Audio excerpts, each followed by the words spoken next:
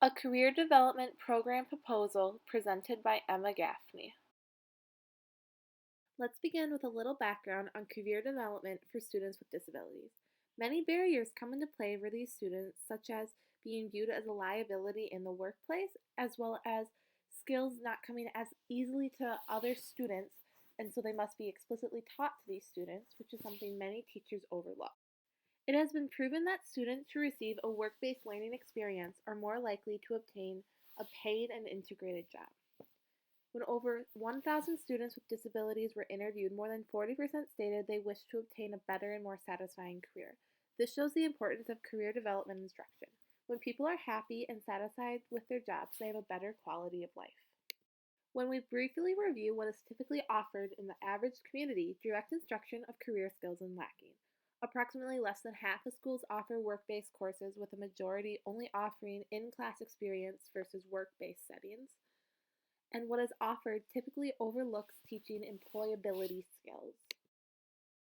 Career development program goals include preparing students for post-secondary life through a variety of activities that present them and explicitly teach work-related skills, assist students in exploring post-secondary options, and prepare students for workforce through soft skills instructions. This can be attained through activities such as a resume creation, specific work skills, the creation of a career portfolio, and the creation of an exploration project in the field that the student is interested in. These activities are all possibilities within career development programs, but are not required, and programs are not limited to only these suggestions. For a successful program, these 5 components must be taken into account: career assessment, school-based career development, school business partnerships, work-based learning, and employment support and training. Before programs start enhancing specific aspects of their programs, they should ensure all 5 of these components are included for a comprehensive and effective career development program. The first component of a successful career development program is career assessment. This is the beginning of career planning and the skill development process, and it should be repeated as student ages. Interests, strengths, and desires change as the student matures through high school.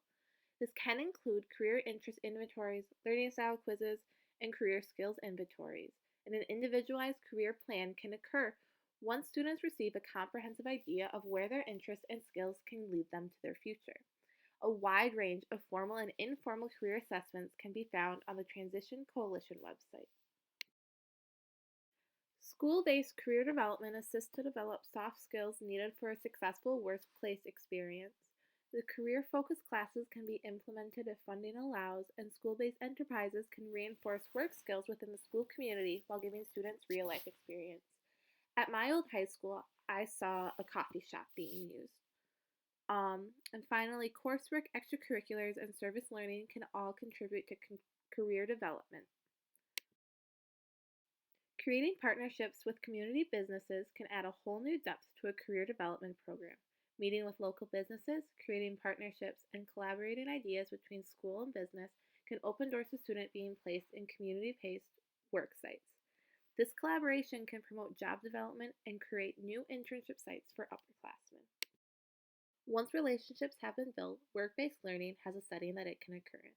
Community-based experiences show students real-life examples of the importance of the various skills and techniques taught in class. Job samples and internships are 2 ways to promote career development through work-based learning. Positive effects of work-based learning include students learning basic workplace skills such as teamwork, communication, and problem solving in a realistic setting for their future. The final essential component of career development programs is employment support and training. Supports can come in all shapes and sizes for students engaged in a career development program. For example, natural supports are given to all employees. Identifying those supports and then building on those can assist students in developing independence. Explicit instruction of self-advocacy and communication can assist students in feeling comfortable asking for assistance and disclosing their needs for accommodations. And finally, mentors may be implemented for students who require extra support in the workplace. Career development activities can be created to support the career development of students. There are 4 stages of career development that these activities can look at. First, there's career awareness, which naturally occurs during preschool and early elementary years.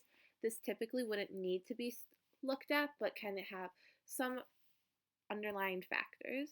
There's career exploration that typically begins in elementary but can continue throughout high school. Career preparation is primarily focused during high school. And finally, career assimilation most often occurs post high school life when students are transitioning into their work lives.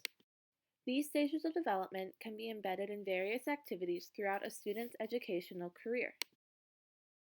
Ninth grade is the start of high school and typically the beginning of transition planning. Through various activities, students are able to dive into learning about options for their future and see where their interests and talents can come into play.